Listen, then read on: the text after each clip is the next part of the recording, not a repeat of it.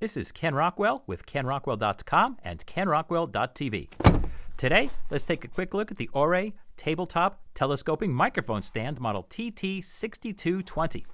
They sell for next to nothing at B&H. I paid all of $12 for this magical little marble here. It comes in a box, like so. The reason I got this is it has a telescoping shaft. This little rascal here, you can change its length, long and short. And that means I can get exactly the height that I need for my microphones on my desk.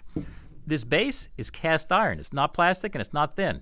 It's pretty heavy. It's solid cast iron. It's got 5 soft rubber feet. To assemble it, you can either do it the hard way, like this, or if you're a pro, you simply put it on a little bit and spin it. Boom, it's home.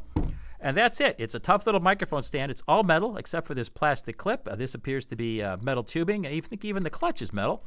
And again, what I like is I can make this any height I want, short or tall. It's also got a lock ring here. It's got a standard mic mount at the top.